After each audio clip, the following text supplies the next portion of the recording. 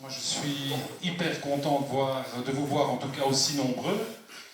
Alors, si aujourd'hui donc nous sommes réunis, c'est d'abord pour écouter Monsieur Guéria qui va vous faire donc une petite conférence sur l'abeille, peut-être plus particulièrement sur l'abeille noire. Il faut savoir que la commune de Haut-Falise est une commune maya. Donc, lorsque Jacques de la Colette et Marc de Mazy, qui sont les apiculteurs locaux, m'ont parlé de l'ASBL Mellifica et du fait que l'on sensibilise les gens et qu'on promotionne en tout cas cette abeille locale, j'ai été sensibilisé aussi, et c'est pour ça que en conseil communal, nous avons passé une convention avec la SBL Mellifica. Alors aujourd'hui, cette soirée va se faire en 2 étapes. Rassurez-vous, la partie protocolaire sera très courte. Mais la première partie, on va donc signer officiellement la charte qui lie quelque part la SBL Mellifica avec l'administration communale de Haut-Falise. Et bien entendu, le cercle apicole qui sera vraiment notre interface vers Mellifica. Ça, c'est la première étape. Et la deuxième, ce sera donc la conférence sur l'abeille noire, donner du sens à sa passion. Alors, d'emblée, je vais vous dire tout de suite que sur la commune de Haut-Falise, il n'y a pas que des éleveurs d'abeilles noires. J'ai bien dit et j'ai pesé mes mots, on est ici pour sensibiliser, pour donner des explications, qu'on soit d'une école ou d'une autre, ma foi, tout le monde reste et elle est bienvenue, ça c'est clair. Mais quand même, nous avons pris parti pour justement la promotion de cette abeille noire, de cette abeille locale. Pour tout un tas de raisons, mais je laisserai les spécialistes argumenter en tout cas. Voilà, je ne serai pas plus long, moi en tout cas, je vous souhaite vraiment la bienvenue et j'espère que vous pourrez profiter donc de la science de M. Guéria sur l'abeille noire. Merci à vous.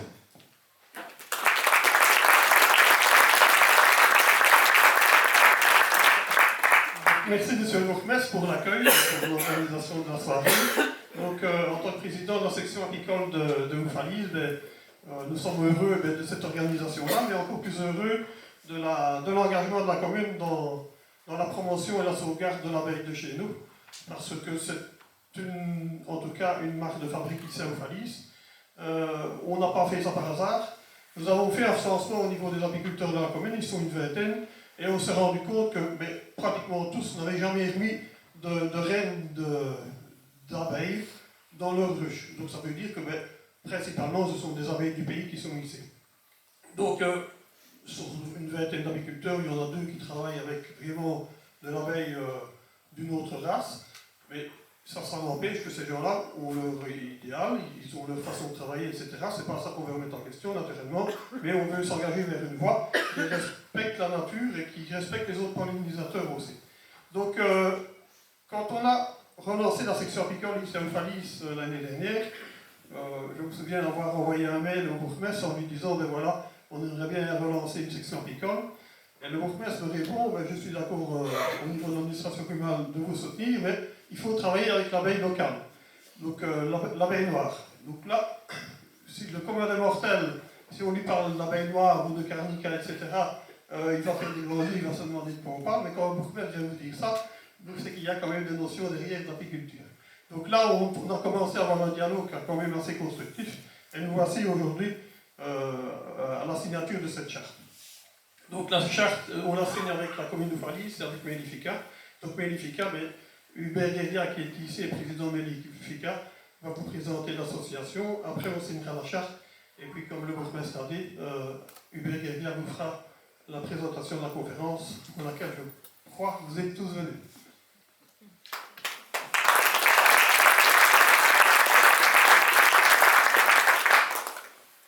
Bonsoir à tous. Je suis enseignant de formation. J'ai jamais parlé dans un micro de ma vie, ou presque. Alors, ça marche comme ça, oui? Ça roule? Voilà. Écoutez, je vais commencer par vous dire quelque chose qui est profondément vrai. C'est que je suis très heureux d'être ici parmi vous ce soir. Et je remercie autant la commune de Haut-Falise, M. Capras, que la section apicole, de m'avoir invité, de m'avoir tiré de mon trou du pays de Chimay, ou presque. Voilà. Écoutez, je vais présenter Mellifica. J'avais prévu un slide dans ma conférence pour le faire au moment adéquat pour que ça se justifie bien dans le courant de la soirée. Donc je ne vais pas me perdre trop de temps maintenant. Disons que c'est quand même une ASBL qui est en croissance, qui a été fondée en 2004 parce qu'en 2004, la ville de Chimay, c'était la première commune wallonne et même belge à prendre une initiative en faveur de la baignoire.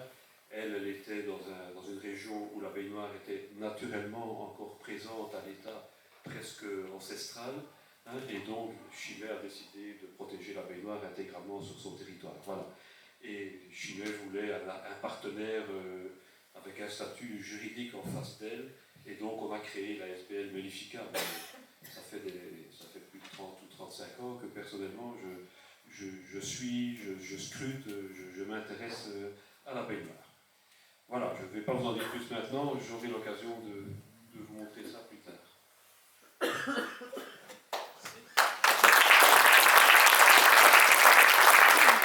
Donc, on va faire la signature de la charte, et pour la conférence, je vais vous demander, pour que ce soit plus confortable, de mettre vos GSM en sourdine. Je le fais maintenant pour ne pas oublier. Et aussi, si vous voulez, parce que Hubert Guéga est le président de l'association Mellifica, mais il est aussi l'auteur de livres et de perchements en apiculture. Donc la section apicole de Oufalis vendra des livres à la sortie si vous le désirez. Voilà. Donc on va faire la signature de la charte.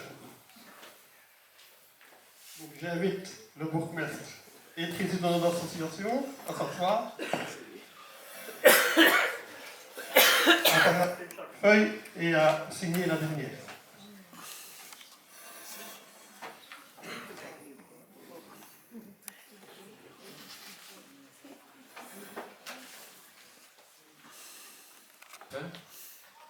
Le danger, c'est que quand je commence à parler, ça peut durer.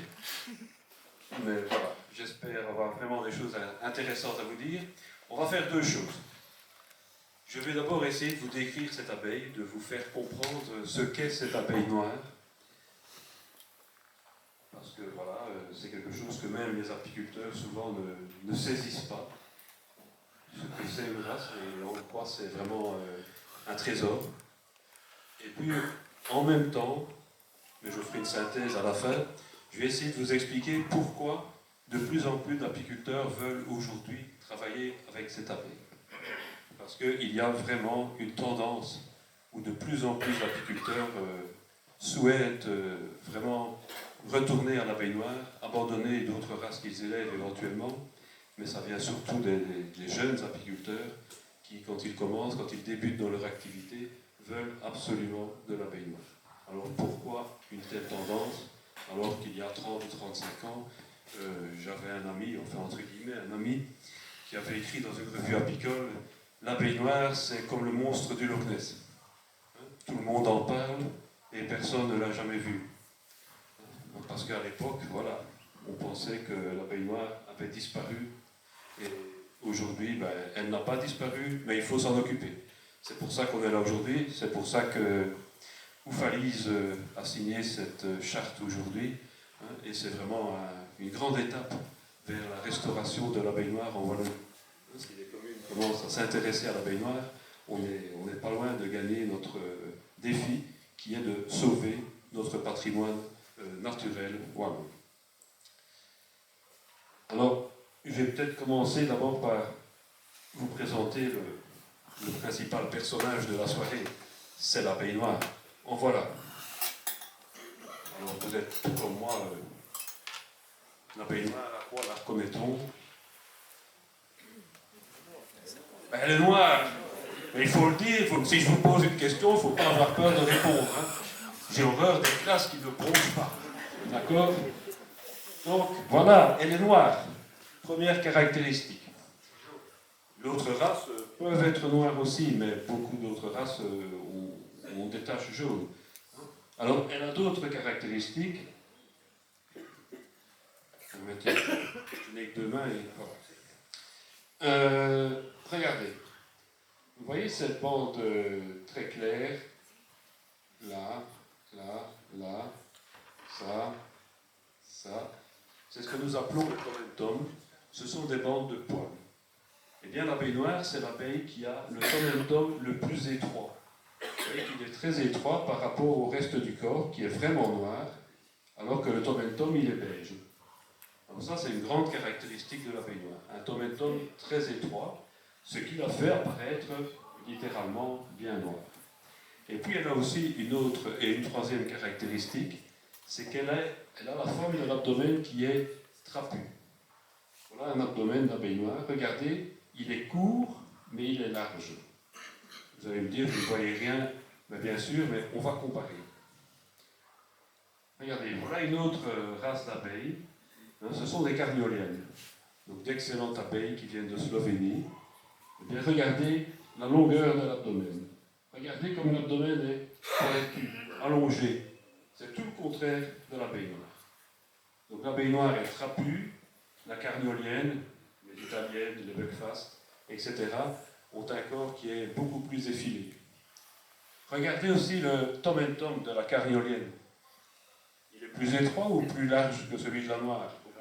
Bien plus large. Donc au premier coup d'œil, l'apiculteur un peu expérimenté, il a tout de suite distingué une carnica, une carniolienne, d'une noire. Et puis vous avez...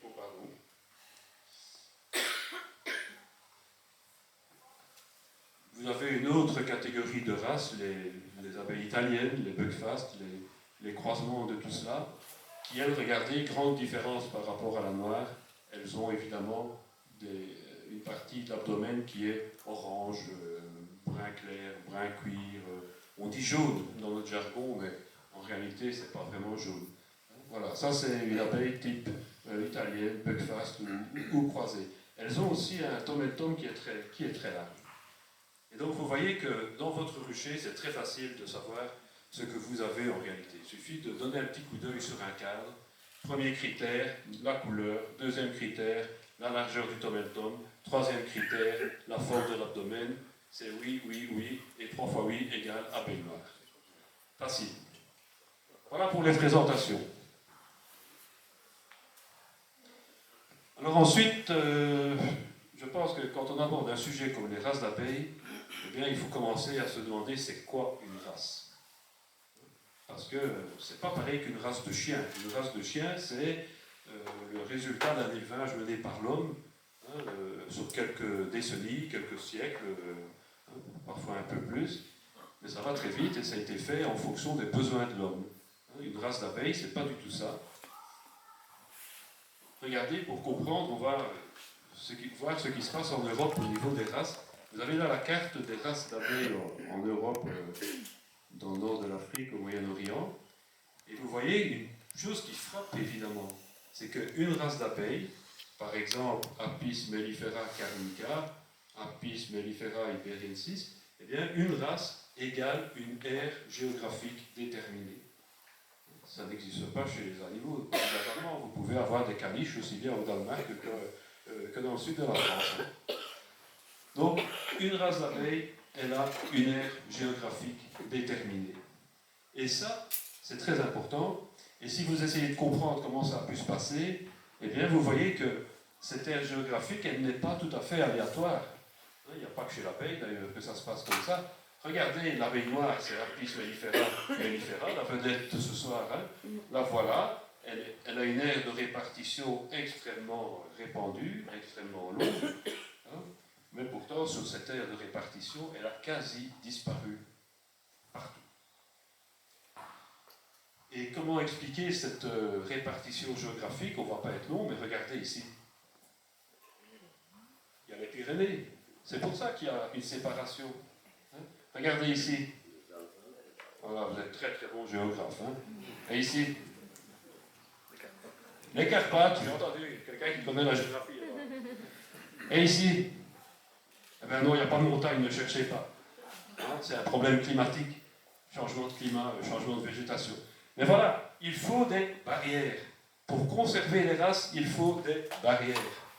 J'insiste, parce que qu'est-ce que l'homme a fait? Il a inventé la poste. Une poste, c'est quoi? C'est un organisme qui prend des enveloppes dans un pays et qui les amène dans un autre. D'accord? Et qu'est-ce que les apiculteurs ont fait? Ils ont pris les abeilles, c'est la première fois que ça s'est passé, ils ont pris les abeilles en Italie, les ont mis dans une enveloppe et les ont envoyées en Belgique. Qu'est-ce qui s'est passé? Comme les abeilles, ça coupe en vol. Ben, les abeilles italiennes ont produit des mâles italiens en Belgique. Les mâles italiens se sont accouplés avec les abeilles noires, wallonnes, et on a eu des bâtards. Et le système est en route depuis 150 ans. Et au bout de 150 ans, ben, vous imaginez les dégâts. Dans toute l'Europe ici, on a des bâtards. Et la race locale, donc notre abeille noire wallonne, à cause de ça, est en train de disparaître. Elle est menacée vraiment de disparition. Donc voilà, l'homme est responsable de la disparition de ces races d'abeilles. Et si je suis ici, c'est pour parler de la noire, mais le problème est le même pour la sahariensis, qui vit dans les États-Unis du Sahara. Le problème est le même pour l'italienne, des populations d'italiennes, pour la sicilienne, hein, pour l'abeille de Madère, et pour l'abeille de Chypre, etc. Les races sont menacées à cause des mélanges.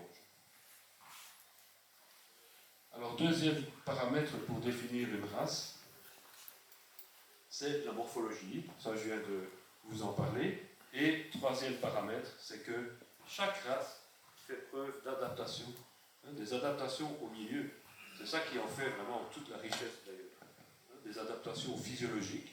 Une abeille noire ne vit pas comme une abeille italienne, ne vit pas comme une abeille grecque ou espagnole.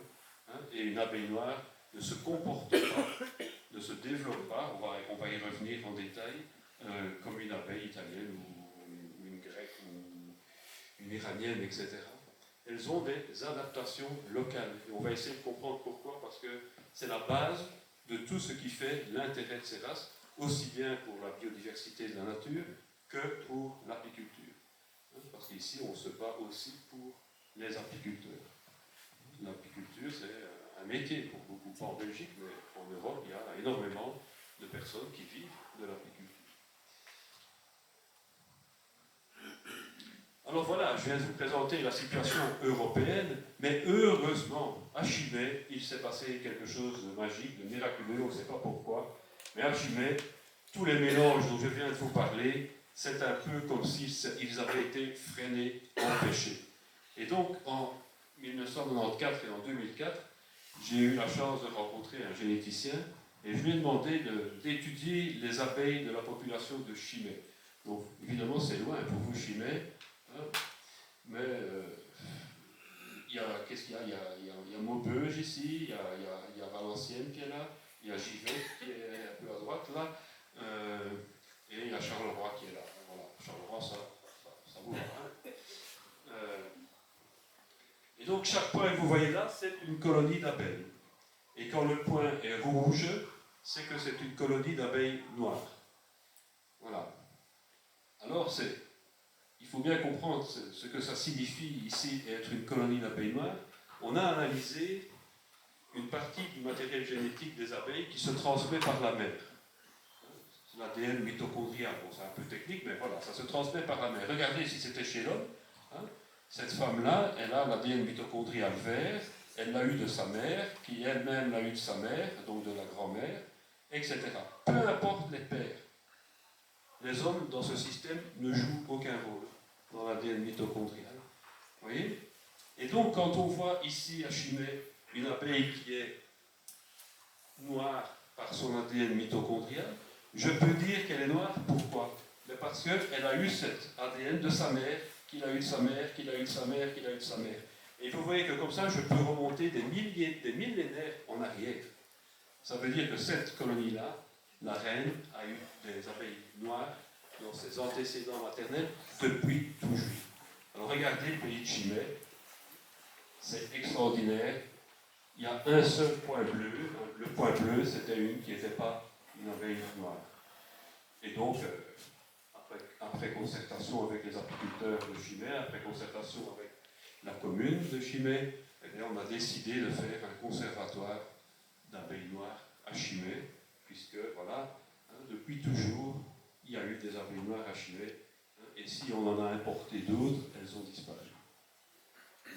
Voilà, Chimay est un territoire vraiment extraordinaire. Il y a une population relictuelle, d'abeilles noires wallonnes, terriblement pures, enfin terriblement, vraiment magnifiquement pures, telles qu'on n'en trouve plus beaucoup ailleurs. Alors, je vais être un peu technique, mais il faut que vous compreniez vraiment tout l'intérêt de notre abeille noire chimassienne, mais aussi wallonne. On a étudié Chimay, mais on pouvait l'étendre évidemment à toutes les populations qui restaient en Wallonie d'abeilles noires. voilà un arbre de ressemblance, si vous voulez, entre différentes populations d'abeilles noires. Alors vous voyez dans l'ancienne Chimay, vous voyez Brest, vous connaissez, et puis vous voyez des villes moins sexy peut-être, hein, Arloy-Seyman, hein, ça c'est une ville marocaine. Voilà, donc on a étudié sur la partie atlantique de l'Europe toute une série de populations d'abeilles, et on a regardé comment elles se ressemblaient. Et sur un arbre comme celui-là, que les biologistes appellent un arbre phylogénétique, eh bien plus vous êtes proche, plus vous vous ressemblez. Plus vous êtes éloigné, plus vous êtes différent. Donc moins vous êtes parents. C'est comme dans votre arbre généalogique à vous.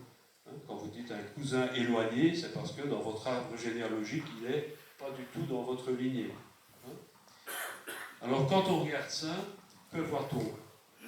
Eh bien on voit que cet arbre qui essaye de mesurer la ressemblance entre toute une série de populations, il y a 3 branches. 1, 2, 3. Il y a 3 branches. Alors cette branche-là, elle ne nous intéresse pas beaucoup parce que c'est une branche d'abeilles espagnoles et marocaines, donc ce ne sont pas des abeilles noires, mais il reste 2 branches. Et tout ce qui est rouge, ce sont les abeilles noires. Et vous voyez qu'il y a 2 branches, justement. Une branche avec plein de villes françaises ou suédoises, Umeå c'est en Suède, hein, qui ont des abeilles noires, et une branche complètement isolée, toute seule, tout au-dessus, qui est Chimay et Valenciennes, qui est la ville de l'autre côté de la frontière. Voilà. Et donc ça, c'est extraordinaire aussi. C'est que non seulement à Chimay, il nous reste de l'abeille noire, alors ça, c'est quand même une grande nouvelle pour certains, parce que on entend encore parfois dire de temps en temps, oui, mais l'abeille noire en Wallonie, il n'y en a plus. Mais non, ça n'existe plus, ça a complètement disparu. Mais ça n'a pas complètement disparu. Vous voyez, les résultats scientifiques sont là pour le dire. Hein. Il y en a encore. Alors non seulement il y en a encore, mais en plus elle est complètement différente de toutes les autres qui étaient connues d'abeilles noires européennes. Donc il y en a encore, mais elle est complètement différente. Alors qu'est-ce que vous voulez faire quand vous êtes un scientifique qui s'intéresse à la conservation? Eh bien la conclusion du scientifique qui a étudié ça, c'est ça. Hein. Qu'est-ce qu'il dit en 2 mots? Il dit que s'il faut seulement faire 2 conservatoires d'abeilles noires dans la région qu'il a étudiée, ça veut dire depuis la Suède jusqu'à l'Espagne, hein, il faut en faire un à Chimay, autrement dit en Belgique, en Wallonie, et il faut en faire un autre à Brest. Voilà. Donc c'est pour vous faire sentir, toucher du doigt l'originalité, la rareté de ce que nous avons en Wallonie. Et par conséquent, l'obligation morale que nous avons de le conserver. Nous avons une population d'abeilles unique. Est-ce qu'on peut se permettre de la perdre? Est-ce qu'on peut laisser faire les croisements? Ben non. En tout cas, c'est le parti que l'Unifica a pris, et manifestement, c'est aussi le parti que la commune de Falise a pris. On ne peut pas laisser faire les choses. Il faut réagir, il faut conserver ce qui est unique au monde. C'est l'abeille noire wallonne, dite de Chimay. Alors pourquoi conserver? Si vous ne voulez pas faire trop de biologie, voilà un petit dessin qui m'a été fourni par le WWF à l'époque, mais qui illustre bien l'importance de la biodiversité. Donc l'importance du nombre d'espèces sur la Terre et d'une sorte du nombre de sous-espèces, de races. Vous voyez que chaque sous-espèce, chaque espèce, c'est une carte dans un immense château de cartes. Il y a on estime qu'il y a 10 à 30 millions d'espèces sur la Terre. Si j'ajoute les races, les sous-espèces, etc., on monte à des millions, des centaines de millions. Chaque espèce joue son rôle. Et vous savez tous, parce que vous avez fait, je suis sûr, des châteaux de cartes quand vous étiez gamin ou gamine, vous savez tous que quand on retire trop de cartes dans un château de cartes, qu'est-ce qui se passe? Il s'effondre. Qu'est-ce qu'on fait aujourd'hui? Eh bien, on retire des cartes au château de cartes tous les jours. Je ne sais pas si vous êtes conscient de ça. Et celui qui va se faire le plus mal, et qui ne sert à rien, c'est celui qui est au-dessus parce qu'il va tomber de haut. Ça, c'est la biodiversité de manière un peu naïve, et voilà, il faut conserver. C'est une obligation. Alors, en apiculture, c'est pareil. Il faut conserver la biodiversité, tout simplement parce que ça permet à nos abeilles de continuer à évoluer, de continuer à s'adapter. S'adapter, ça veut dire être en cohérence avec le milieu. Et vous savez tous que le milieu, aujourd'hui, il change. Il change beaucoup plus vite que par le passé. Et donc, cette biodiversité, elle est encore bien plus nécessaire que par le passé. Et il change plus vite que par le passé à cause de nous. Changement climatique, changement dans la qualité de l'air, la qualité des eaux, et tout ça, c'est nous. Donc voilà, pour l'apiculteur, cette biodiversité, elle va nous servir, par exemple, à lutter contre les parasites, les nouveaux parasites qui arrivent en Europe et auxquels nos abeilles ne sont pas habituées. Ça va être utilisé par nos abeilles pour résister, s'adapter au réchauffement climatique. Et les gens pourraient dire, oui, mais moi, ça m'est égal, etc. Oui, mais les abeilles, on en a besoin. Donc cette biodiversité, elle va aussi permettre aux abeilles de s'adapter pour continuer à polliniser de manière adéquate, efficace, performante nos cultures, nos champs, nos fleurs sauvages. Tout ça à notre grand bénéfice parce que les équilibres naturels, comme on dit, oui, ça c'est un équilibre naturel, on en a tous besoin. Et l'abeille, à cause de la pollinisation, c'est vraiment un acteur essentiel dans les équilibres naturels. En résumé, on est donc obligé, moralement, éthiquement et pragmatiquement, si on veut être réaliste, c'est de conserver toute cette biodiversité, spécialement chez l'abeille. Et donc, ben voilà, je vous en parlais, la ville de Chimay a instauré une zone de protection, mais voilà, il y a d'autres méthodes pour conserver, et la méthode elle est simple. Des fois on me demande que puis-je faire pour conserver l'abeille noire. Mais le principe c'est celui-là. Les abeilles, elles existent dans les ruches des apiculteurs. Donc, si vous mettez des abeilles noires dans votre ruche, vous participez à sa conservation. Et quand vous ne mettez pas des abeilles noires dans vos ruches, vous participez à la disparition. C'est aussi simple que ça. C'est plus la peine de venir me demander par mail, à vous tous qui êtes ici, que puis-je faire pour aider? Mettez des abeilles noires dans vos colonies. Point final. C'est quand même tout simple. Et à Oufalise, vous avez même un subside pour acheter des abeilles noires si vous n'en avez pas. Alors là, vous êtes la seule commune à avoir un subside pour acheter des abeilles noires si vous n'en avez pas. Et même si vous en avez d'ailleurs. Donc, de quoi vous plaignez? Oufalise va être la meilleure colonie d'abeilles noires dans 5 ans. Voilà. Vous êtes les détenteurs de l'abeille noire.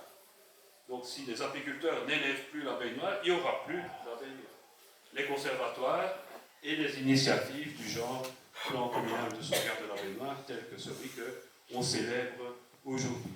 Tout ça est vraiment excessivement important. C'est vraiment un grand pas, je vous le disais, vers le retour d'une abeille noire répandue en Wallonie. Il ne s'agit pas d'imposer l'abeille noire partout, il ne s'agit pas de vouloir dire la Wallonie sera en abeille noire dans 10 ans. Ce n'est pas le but du tout. Il s'agit d'assurer la survie de la race. C'est tout. C'est pour cela que Mellifica existe. Je vous avais dit que je présenterai Mellifica très brièvement. Mais voilà, si on veut que les apiculteurs élèvent l'abeille noire, il faut leur en donner les moyens et le soutien, des outils, comme je dis. Il faut donner des outils et des services aux apiculteurs pour qu'ils puissent élever l'abeille noire. Et donc, c'est pour ça que Mellifica a été créé. Et une de nos fonctions, un des services qu'on peut offrir aux apiculteurs, c'est que nous améliorons l'abeille. Nous faisons de la sélection, si vous voulez. Nous avons des lignées choisies qui sont spécialement douces. Oui, tout le monde a déjà entendu, l'abeille noire, c'est une vache, elle pique, elle pique, elle pique, elle pique. Mais non, moi mes abeilles noires, des fois j'y vais comme ça, sans fumer même. J'ai des colonies qui n'ont jamais vu de fumée. Donc dire que l'abeille noire est agressive, c'est faux. C'est les croisements qui sont agressifs. Les croisements, ça je suis d'accord. J'en veux pas. J'en ai eu quand j'étais gamin. J'ai commencé quand j'avais 15 ans. À l'époque, je me suis fait avoir. On m'a fourgué des croisements. Mais j'ai vite compris. Quand vous devez vous enfuir à 500 mètres de la ruche pour enlever votre voile, vous n'en voulez plus. Ça, c'est des croisements. Les abeilles noires, c'est doux. Donc voilà, on essaye de pouvoir fournir des abeilles noires douces. Hein. On distribue des lignées, tout ça gratuitement à nos membres pour que vraiment il n'y ait aucun obstacle à l'élevage de l'abeille noire. Hein, on veut que nos membres soient autonomes, qu'ils puissent produire leurs reines, leurs colonies avec des lignées vraiment de qualité. Hein. On a pour ça une station de fécondation. Ça veut dire un site où vous pouvez amener vos reines vierges. Vous les laissez en vacances au Chimay. C'est magnifique, hein, le lac et tout ça, j'ai été ce matin. C'est un site idyllique. Hein. Quand ma femme me fout dehors, moi c'est là-bas que je vais dormir. Hein. Eh bien, voilà, c'est idyllique. Donc vous amenez vos reines là-bas, elles sont toutes contentes. Hein, il y en a 250 là, en pleine saison. Elles rencontrent des mâles chimaciens, des mâles princiers, comme je dis, hein, puisqu'il y a un prince de Chimay. Hein, et puis voilà, trappiste. Micro tout près de la bouche. Hein, oui.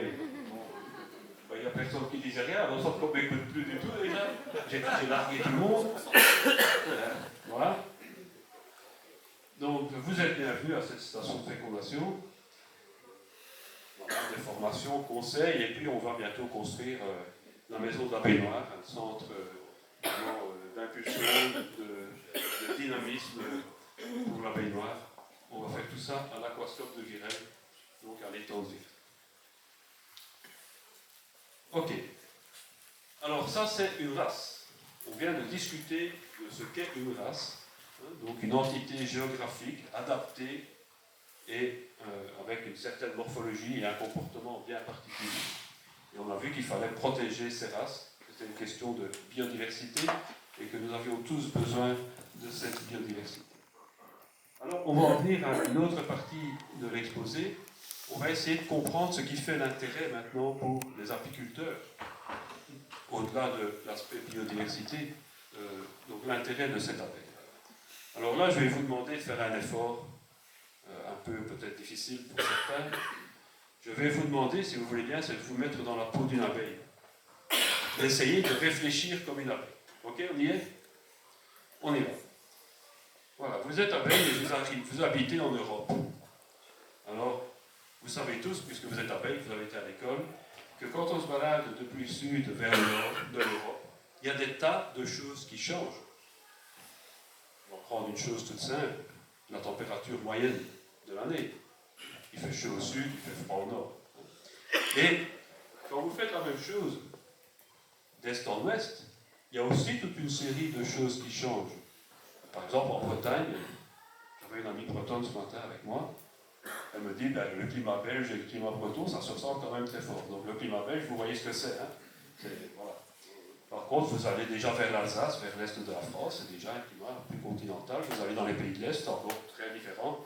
Dans les pays de l'Est, quand l'hiver est fini, vous le savez, quand c'est l'été, c'est l'été. Hein. En Bretagne, quand c'est l'été, on ne sait pas trop, et chez nous non plus. D'ailleurs, chez nous, on se demande si des fois il y a encore de l'été. Hein, mais voilà. Alors, ce qui est très important, c'est que puisque ça change progressivement, aussi bien nord-sud que est-ouest, à l'intersection, qu'est-ce qui se passe? Il y a une conjonction de caractères écologiques unique, qui ne se représente nulle part ailleurs. Vous êtes d'accord avec ça? Puisque ça varie, pour chaque kilomètre qui passe, ça varie. Donc à cet endroit-là, les caractères écologiques auxquels l'abeille doit survivre, auxquels elle doit résister, ils sont uniques. Et donc ça vous donne aussi la mesure de la grande diversité des populations d'abeilles, ou d'autres espèces d'ailleurs. C'est qu'en chaque endroit de l'aire de répartition de l'abeille noire, il y avait une population locale unique. Et si aujourd'hui il y a encore des abeilles là, supposons que c'est Ouphalise, hein, s'il y a encore des abeilles à Ouphalise, des abeilles noires, ben c'est parce qu'elles sont capables de résister à ces facteurs écologiques uniques, à cet ensemble, à ce set de facteurs écologiques uniques. Et c'est ça l'adaptation, c'est être capable de résister à cet ensemble de facteurs écologiques du milieu. Alors, voilà, l'adaptation, quand je parle avec les apiculteurs, il y en a souvent qui rigolent. Et ils me disent, Hubert, qu'est-ce que tu racontes là? T'es un grand naïf, L'adaptation, ça n'existe plus. La flore a changé, l'agriculture a changé, le climat a changé, tout a changé, il n'y a plus d'adaptation. Et jusqu'il y a peu, j'étais le nez dans le caca, comme on dit, excusez-moi.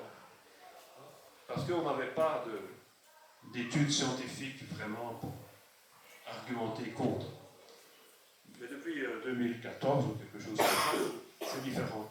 Il y a eu une grande étude qui a été faite vous voyez, avec 600 colonies dans 11 pays, avec une multitude de souches génétiques différentes, avec 5 races d'abeilles différentes. Et le principe de l'étude, c'était dans tous ces ruchers européens, je mettais une race d'abeilles importée et je mettais l'abeille locale. Prenons un exemple. Si en Ouphalise avait participé à l'étude, on aurait mis l'abeille noire et, par exemple, l'abeille grecque. Voilà. Et ce qu'on a fait, c'est sans les soigner, sans les traiter contre les parasites, on a laissé vivre les colonies, sans les laisser mourir de faim non plus, et on a regardé celles qui survivaient le mieux. Voilà celles qui survivaient le mieux, voilà celles qui survivaient le moins bien, et celles qui survivaient le mieux, ce sont les abeilles locales. Dans tous les cas, pour toutes les races, quelles qu'elles soient, l'italienne, noire, ligustica, cecropia, adami et compagnie, chaque fois, la race qui a le mieux survécu dans un rucher, c'est l'abeille locale. Ça, c'est la preuve par A plus B, la preuve scientifique, la preuve irréfutable, que l'adaptation existe toujours. Et quand on est abeille et qu'on prend froid, je ne vais pas dire qu'on attrape la grippe, mais enfin, on risque fort bien de ne plus rentrer à la ruche. Parce que pour voler, quand on est abeille, il faut pouvoir avoir une certaine température corporelle. Et donc, vous voyez que si notre abeille noire a survécu des millions d'années en Belgique sous un climat tempéré maritime, c'est parce qu'elle est capable de voler quand elle a froid. Et elle est capable de voler à basse température. Elle est capable de voler quand il fait humide. Alors que les autres races, évidemment, qui sont habituées à des climats plus cléments, plus secs, etc., plus chauds, ben, elles ne savent pas le faire. Vous voyez que le climat, vraiment, influence les caractéristiques des abeilles. L'humidité, les saisons peu marquées. En Belgique, voilà, il fait tantôt bon, tantôt mauvais, mais on ne sait pas toujours si la saison est là. On ne sait pas toujours si on est au printemps. Vous souvenez-vous, l'année passée, on a cru qu'on était au printemps, et puis on a eu un retour du froid catastrophique. Alors mettez-vous dans la peau d'une abeille. C'est bien ça, de ne jamais savoir si on est au printemps, en été. Mais non. Parce que quel est le défi d'une abeille? Ah oui. Quel est le plus grand problème? Elle a deux problèmes, une abeille. Quels sont les deux grands problèmes d'une abeille, d'une colonie d'abeilles? Survivre, ça c'est le problème général. Alors pour survivre, elle a deux problèmes à régler chaque année. Manger. Manger. Mais manger en été, quand il y a des fleurs, ça va. Mais il faut manger tout l'hiver aussi, quand il n'y a pas de fleurs. Donc une abeille, elle est confrontée dans un climat où elle ne sait jamais si on est en été ou pas, hein, dans un climat humide et frais, elle est confrontée à ceci, accumuler assez de nourriture. Alors si vous êtes un peu intelligent, qu'est-ce que vous faites? Dès qu'il fait un jour de beau temps, vous vous mettez au travail. Hein, et vous ne regardez pas à vos heures ce jour-là. C'est comme quand on a un gros travail à faire à l'extérieur chez soi, on y va tant qu'il fait beau. Hein. L'abeille, c'est pareil. Mais elle, c'est une devise de vie. Elle travaille. Et notre abeille noire, elle est travailleuse. Parce qu'elle sait bien qu'il faut se dépêcher, que le temps est compté. Autre caractéristique, l'imprévisibilité de notre climat. Je dis souvent, en Belgique, quand il fait 3 jours bons, de suite, la seule chose qu'on sait, c'est que le 4e jour, il fera mauvais. Par contre, quand il fait 3 jours mauvais, on ne sait absolument pas ce qu'il va faire le 4e jour. Si vous êtes abeille, c'est catastrophique. L'abeille ne sait pas quand il va faire bon, alors qu'elle a 15 kg de nourriture à accumuler pour passer l'hiver. Et puis elle a un deuxième défi à relever. C'est quoi? L'apiculteur? Non, parce que il y a 5000 ans d'ici, il n'y avait pas d'apiculteur. Elle a survécu des milliers d'années sans apiculteur. On est plutôt des emmerdeurs, nous. Excusez-moi du terme, hein, mais... de production. Donc elle doit faire un essaim. Donc une partie de la ruche qui quitte la partie de la colonie, pardon, qui quitte la ruche. Cet essaim, il doit s'installer, faire un nouveau nid, et il doit aussi récolter 15 kilos de nourriture pour passer l'hiver. Vous imaginez l'effet? Dans un climat comme le nôtre, où les beaux jours sont à compter sur les 10 doigts d'une main. Non, les 10 doigts de deux mains. Voilà. Et donc, si vous êtes abeille, ça va être très très difficile. Hein? La saison utile est très très courte, je viens de vous le dire. Et donc, vous allez réfléchir, hein? Vous allez prendre votre petit bloc-notes, vous allez dire, bon, je me pose 5 minutes et je réfléchis. Dans ce climat un peu merdique, comment est-ce que je vais faire pour survivre? Alors, puisque vous vous êtes mis dans la peau d'une abeille, vous avez répondu à la question. Quelle va être la stratégie d'une abeille noire chez nous pour survivre? C'est tout simple. C'est tout simple. On voit bien que vous n'êtes pas passé par là. Elle a trouvé la solution. Sa solution, c'est ça. Je vais être prudente. Notre abeille, elle, par exemple, à l'heure actuelle, il n'y a pas de ponte dans les ruches, ou en tout cas très très peu. Alors qu'il y a d'autres races qui ont déjà plein de pontes. Il y a d'autres races qui n'arrêtent pas de pondre d'ailleurs. Elles ont des œufs et des couvains quasi toute l'année. L'abeille noire, non, elle est prudente. Je ne vais pas commencer à pondre le 16 mars. Je ne sais pas du tout ce qui va se faire comme temps demain et après-demain. Je vais le calmer, juste un tout petit peu de couvain, vraiment un tout petit peu, pour me détendre et pour me remonter le moral. Voilà, rien de plus. Je suis prudente. Je ne vais pas gaspiller mes ressources. J'ai tellement de mal à les accumuler. Vous voyez, moi j'arrive à me mettre dans la peau d'une abeille. Mais ça fait 40 ans que j'essaie. Je vais être prudente. Je vais être performante. Quand il y a 3 jours de beau temps, je vous disais, si ça tombe, il n'y en aura pas un quatrième. Donc allez, je boulotte. Oui, mais l'abeille noire, c'est celle qui ramène les plus grosses pelotes de pollen. Alors c'est capital. Non seulement elle sort quand il fait froid, quand il fait humide, quand les autres ne sortent pas, mais en plus elle ramène les plus grosses pelotes de pollen. Donc c'est une excellente pollinisatrice. À tel point qu'il y a des arboriculteurs qui me demandent des abeilles noires en Belgique. Parce qu'ils savent bien que les autres, quand il pleut, ben, ils ont autant regarder une vidéo. Hein. Et puis l'économie. Dans un pays de ressources rares, avec peu de jours de travail, je vais économiser. Je ne vais pas dépenser tout ce que j'ai dans ma ruche. Je vais essayer de gérer au mieux. C'est ce que nous faisons tous. Hein. On fait tout ça avec notre budget limité hein, de petits travailleurs wallons. Voilà. On économise. Hein. Je vois le Mohamed de mon mari là. On économise. Eh bien, elle fait la même chose. Nous économisons tous pour nos vieux jours, etc., pour les vacances, etc. Elle économise pour survivre. Quand vous dites économise, elle consomme moins de nourriture alors? Je vais vous l'expliquer. Voilà. Elle consomme moins. Hein. Par exemple, en nourrissement d'hiver, on ne donne même pas un bidon de sirop, là, comme les apiculteurs, ils achètent le sirop par bidon. Il y a d'autres races, on leur donne 2 bidons, voire 3 bidons. Hein, pour une... Dites-vous bien que les mauvaises années en France, les apiculteurs achètent autant de sucre qu'ils ne produisent de miel. Alors s'il y a bien une hérésie, c'est ça.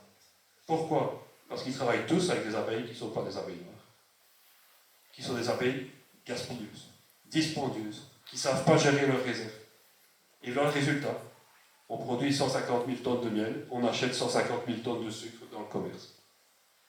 Alors que l'apiculteur doit produire du miel.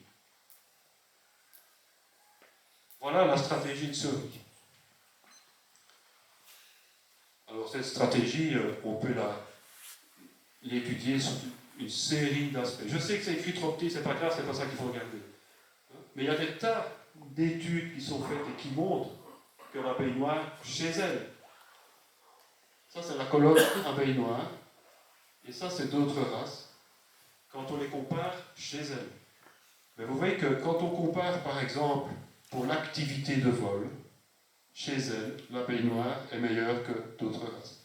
Quand on compare pour le vol à basse température, l'abeille noire est meilleure que celle-là. Alors c'est normal, c'est pas du parti pris pour de ma part, mais quand on regarde une abeille noire et une autre race, alors l'autre race elle n'est pas chez elle ici. Hein, si vous mettez une italienne ici à Oufalise, elle va sentir qu'il fait un peu frisqué quand même. Hein. Elle n'est pas chez elle. Et donc, elle n'est pas performante. Par contre, la baignoire est chez elle, elle est performante. C'est pour ça que la baignoire, elle a du verre partout. Si on faisait les mêmes études en Italie, ben, ce serait l'italienne qui aurait du verre partout, et la baignoire, elle serait drôlement mal cotée. Il faut mal des baignoires dans le sud de l'Italie. Elles ne sont pas à leur place. Voilà, par exemple, l'ardeur à butiner. C'est une abeille qui est vraiment courageuse. Elle sort même quand il fait frais. Elle va loin. Elle porte des charges élevées. Elle vit longtemps. Voilà. Vous voyez, il y a plein de caractéristiques intéressantes. Activité de récolte de pollen à haute température. Elle est la meilleure. Quand il y a des canicules, elle reste la meilleure chez nous.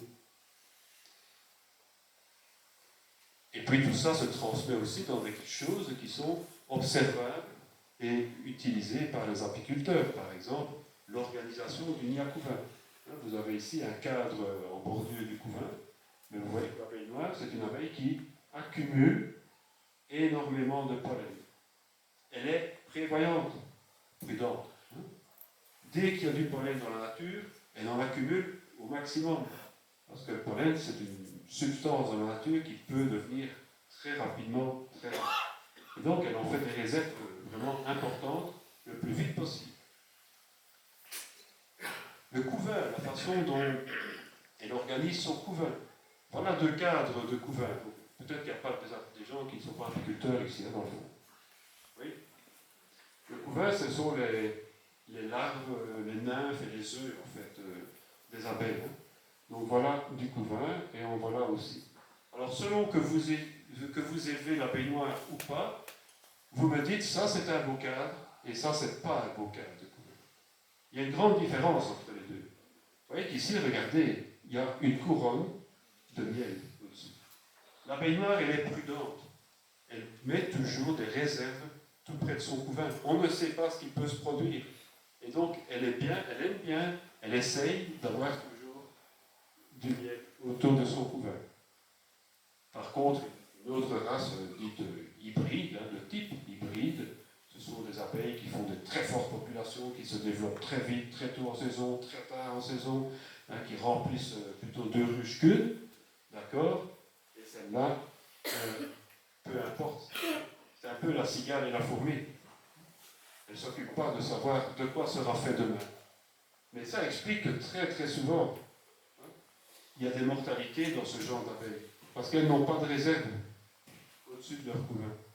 Et donc, s'il y a un petit couac, dans le climat, s'il y a un petit couac aussi, il faut le dire, de la part de l'apiculteur, ça arrive très souvent, des petits couacs de la part de l'apiculteur, eh bien, on voit des mortalités chez ce type d'abeilles-là, alors que jamais ça n'arrive chez ces abeilles.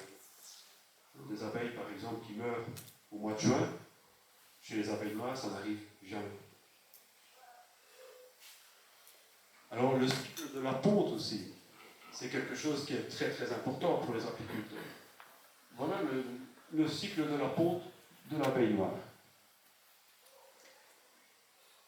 Et je vais placer 2 éléments importants. Ce que vous voyez en bleu, c'est la première grande période de floraison, ce que les apiculteurs appellent la mielée de printemps. Et puis un deuxième moment important dans l'année pour les apiculteurs et pour les abeilles, c'est la mielée d'été. Donc une mielée, c'est vraiment une période pendant laquelle il y a énormément de fleurs. Et il y a plutôt trop de fleurs. Ça veut dire que les abeilles n'arrivent pas à exploiter tout, s'il fait beau, évidemment. En dehors de ça, il y a assez peu de fleurs chez eux. Et regardez que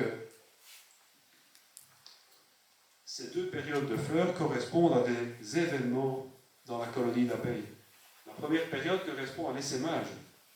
Donc là, le moment où la colonie se divise pour aller faire une descendance, si vous voulez, et aller s'installer ailleurs. Elle fait ça pendant la première période de floraison. Et puis la deuxième période de floraison, eh bien, ça lui sert à accumuler les réserves pour l'hiver. Et donc vous voyez que le cycle de ponte de l'abeille noire, ça c'est la quantité 2, eh bien, il est vraiment synchronisé sur les principaux événements naturels de l'environnement de l'abeille, qui sont les deux grandes périodes de floraison. On peut analyser ça de manière un peu plus approfondie encore. Vous voyez qu'elle commence très tard. Il y a des abeilles, je vous le disais, qui ont déjà beaucoup de pontes et qui sont déjà peut-être ici, hein, plutôt que d'être là. Vous voyez qu'aujourd'hui, il n'y a quasi pas de couvain dans les ruches d'abeilles noires. Elles commencent très très tard. Et idem, il n'y a jamais beaucoup de couvains dans une ruche d'abeilles noires. Quand il y a des apiculteurs qui ont d'autres abeilles et qui voient des ruches d'abeilles noires, ils sont étonnés, ils trouvent que leurs ruches sont un peu vides d'abeilles. Parce que les abeilles noires, elles font des petites populations. Et puis, elles s'arrêtent très très tôt. Alors tout ça, c'est à mettre à la stratégie, à l'actif de la stratégie de l'abeille noire. Performance, économie, prudence. Je vais être prudent. Je vais être économe.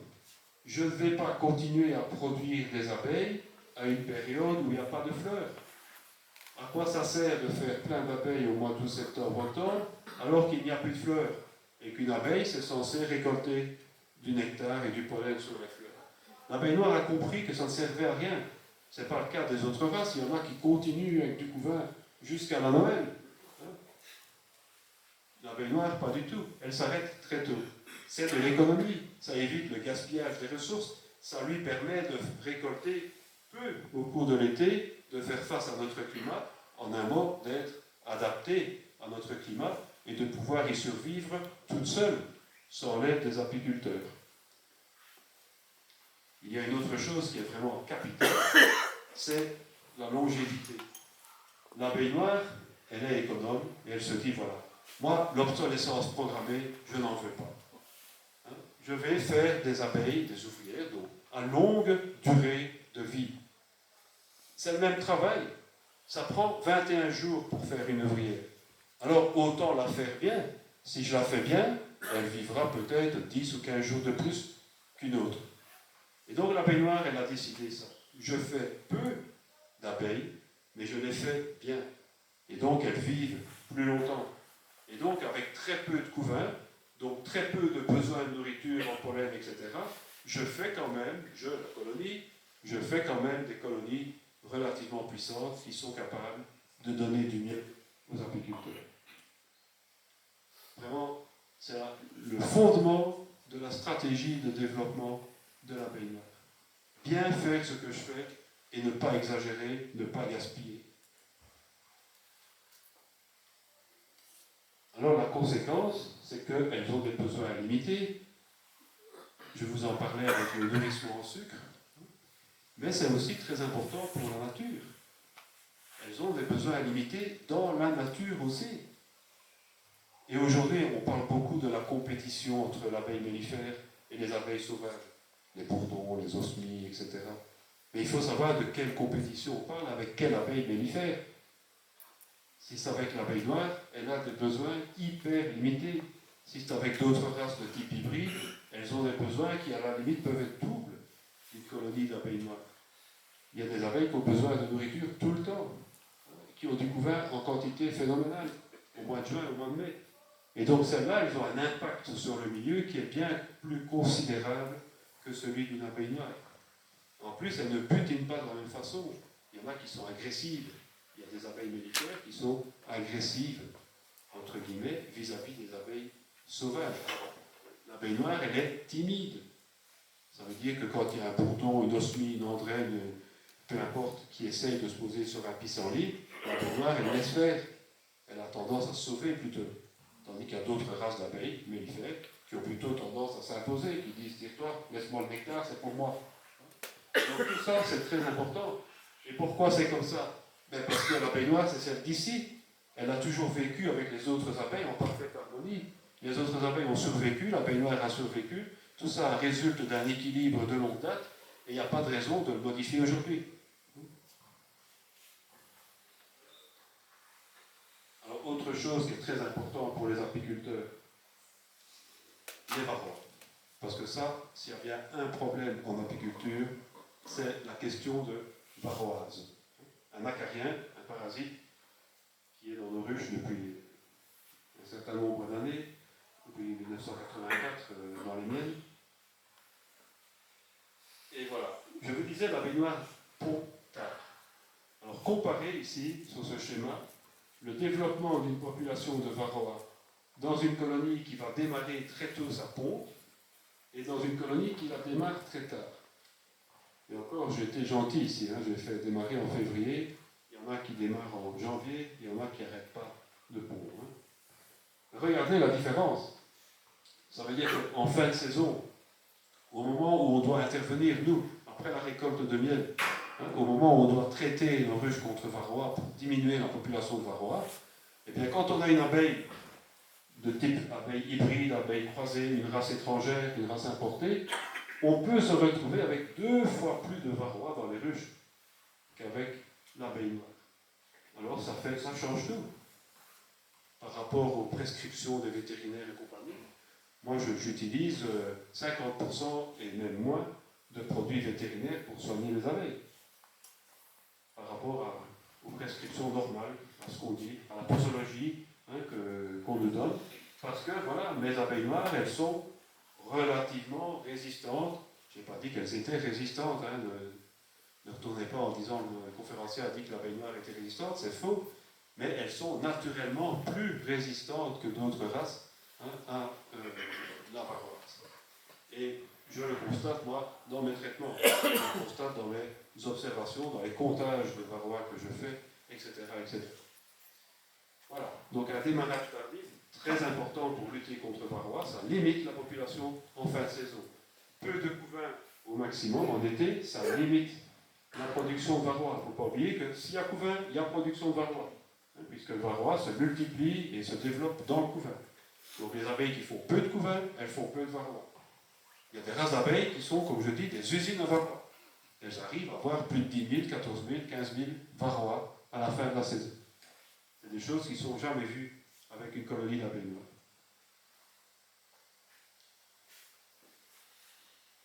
Voilà, donc, abeille noire, un caractère vraiment très important, plus naturellement résistante à varroa que d'autres.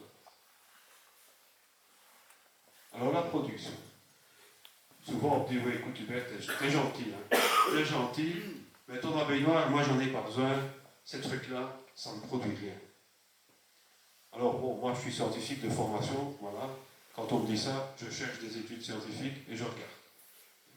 Et donc voilà une étude scientifique qui a été faite en France, dans des exploitations apicoles qui élevaient soit de l'abeille noire, soit des abeilles de type hybride. Donc sur le marché français, il y a plein d'abeilles de type hybride. Il y a l'abeille buckfast, bien sûr, et puis il y a les Caucaso buckfast, les Cecropia carnioliennes, etc. Il y a les vendeurs de rennes ont une imagination débordante, mais l'un dans l'autre, c'est des abeilles qui se comportent de manière hybride. Et voilà. Miel de culture, colza, tournesol, 31 ou 32, bon, c'est pareil, hein. Miel de cru, miel de garrigue, miel de montagne, miel de lavande, 39, 37, c'est pareil. Donc venir me dire que l'abeille noire c'est une garce agressive, je vous ai déjà dit ce que j'en pensais, qui en plus ne produit pas, ben voilà, c'est pas vrai.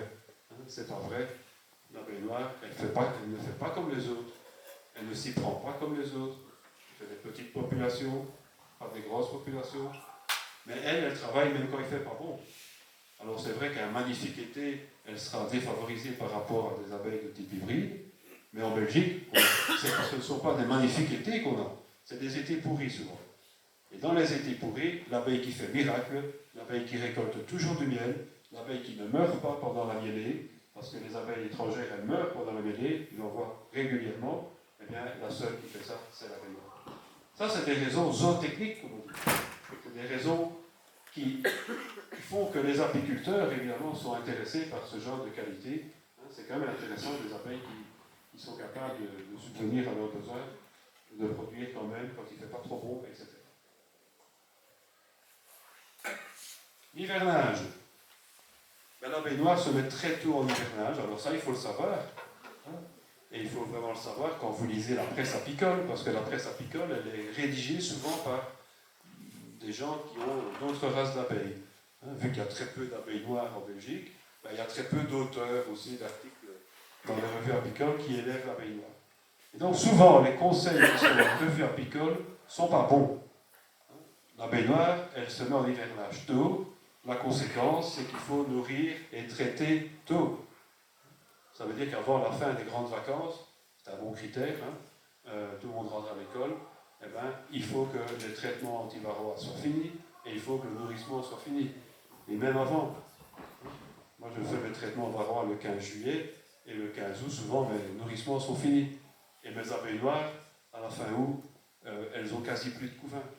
À la mi-septembre, des fois, il n'y a plus de couvain.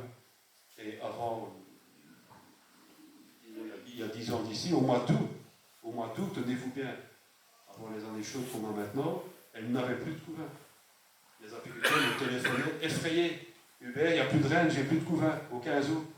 Non, c'est l'abeille noire. Au 15 août, il n'y a plus de fleurs, donc il n'y a plus de couvain.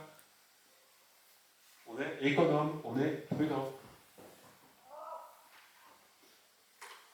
Ça consomme peu, ça fait des toutes petites populations, voilà, c'est l'économie toujours, c'est résister, c'est ne pas consommer. On demandait encore cette semaine où est-ce que j'allais acheter mon candy. J'ai levé les bras au ciel. Le candy, c'est de la nourriture qu'on met maintenant aux ruches. Enfin, maintenant, en février, voire en janvier, ça dépend des abeilles qu'on a. Mais on n'est pas de candy avec les abeilles noires. On leur donne un peu de sirop de sucre au mois d'août, au mois de juillet, et puis elles passent l'hiver. Elles ont assez avec saison dans la ruche. Avec des races hybrides qui sont gaspilleuses, eh bien voilà, il faut investir dans du candy, il faut faire un petit tour chez le marchand et acheter du candy. Ça, c'est aussi ce qu'on appelle aussi la rusticité. Une abeille qui demande peu de soins. Et les races rustiques, je vous dis, c'est quelque chose qui revient à la mode. Même en agriculture, on avait le blanc bleu belge pour la viande, l'Holstein pour le lait. Tout ça, c'est bien. Mais on constate qu'il y a beaucoup d'agriculteurs qui en sont revenus aussi. Parce que ce sont des races qui coûtent excessivement cher à l'entretien. Voilà, ce qu'il faut savoir aussi, c'est qu'une abeille noire, elle ne sort pas en hiver. Elle sait que c'est dangereux. On prend froid, on ne sait plus voler, on ne rentre pas à la ruche. Et donc, dans votre rucher, vous avez des abeilles, une colonie qui sort en hiver, alors que toutes les autres sont calmes. Eh bien, c'est là vous pouvez mettre un caillou dessus, parce que probablement que ce n'est pas une bonne noire bien adaptée à notre climat. Alors, tout ce que je viens de vous dire, au final, ça entraîne un certain retour à l'abeille noire. Et ce qui se passe, en fait, c'est que, pour ces raisons-là, et encore d'autres que je vais développer maintenant, l'apiculture avec l'abeille noire, c'est un peu perçu comme une alternative à l'apiculture intensive que beaucoup de professionnels pratiquent. C'est une alternative parce que déjà, il y a un ancrage au terroir. C'est l'abeille de chez nous. Et on assiste avec l'abeille à ce qu'on a connu avec les arbres fruitiers en Wallonie. On a replanté, c'est une tendance qui est maintenant très, très vieille, et on a replanté toutes sortes de variétés wallonnes. Parce que c'est les arbres de chez nous. On retrouve la rusticité, on retrouve chez ces arbres-là la résistance aux maladies, typique des arbres fruitiers, mais on a aussi la sensibilité, l'amour, l'intérêt pour les choses de chez nous. Ça, c'est aussi une alternative parce que pour beaucoup d'apiculteurs, et même pour des consommateurs, l'abeille noire est une façon de réfléchir, de questionner, de remettre en cause la façon dont on produit notre alimentation. Je veux dire apiculture intensive, apiculture avec l'abeille noire. Ce sont deux modes d'apiculture différents. On consomme beaucoup moins de sucre, par exemple, etc. Et aujourd'hui, les gens, vous, moi, eh bien, ils sont quand même de plus en plus sensibles à cette problématique. Comment produit-on notre alimentation ? L'abeille noire offre des réponses. Je vais détailler ça tout à l'heure, vous allez voir. Et puis, il y a aussi un troisième aspect important qui fait que l'abeille noire est de plus en plus une alternative, c'est que, voilà, il y a un certain retour au sens de l'environnement, au sens de la nature. Il y a beaucoup de gens que je rencontre qui veulent faire quelque chose pour la nature. Alors bon, certains s'engagent chez Natagora, etc., c'est très bien, hein, mais certains veulent faire un petit élevage chez eux et ils entendent que les abeilles ont du mal, hein, les abeilles ont du mal, et c'est vrai, et donc ils se disent, moi je vais devenir apiculteur. Voilà, si vous voulez, l'apiculture, c'est l'occasion pour beaucoup de nouveaux apiculteurs de faire quelque chose pour la nature et spécialement pour les abeilles. Et dans ce contexte-là, les jeunes apiculteurs, ils ne se posent pas 50 fois la question de savoir quelle race ils vont utiliser. Ils viennent vers Mellifica et ils veulent de l'abeille noire. Parce que ça n'a pas de sens, quand on veut faire quelque chose pour la nature, d'aller élever une race qui n'est pas de chez nous. Parce que non seulement elle n'est pas de chez nous, mais en plus, il faut quand même que tout le monde prenne conscience, quand on est apiculteur, et que dans une ruche en Wallonie, on met une race d'abeilles qui n'est pas la race wallonne, eh bien, le résultat, c'est qu'on contribue à faire disparaître l'abeille wallonne, l'abeille noire. Et donc, les nouveaux apiculteurs, ils veulent pas ça.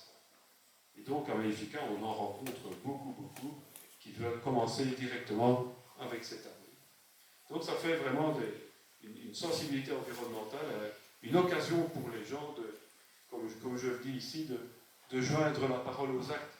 Parce qu'on veut tous faire quelque chose pour la nature, mais dans la vie de tous les jours, on est coincé un peu. Hein, boulot, métro, dodo, etc. Qu'est-ce que je fais pour la nature? Bon, c'est pas facile. Voilà, les voilà, elles apparaissent à l'écran. En fait, c'est simplement la synthèse, ou presque, de ce que j'ai dit pendant mon exposé. Ça veut dire que ça sent la fin, hein, pour ceux qui s'ennuient un peu.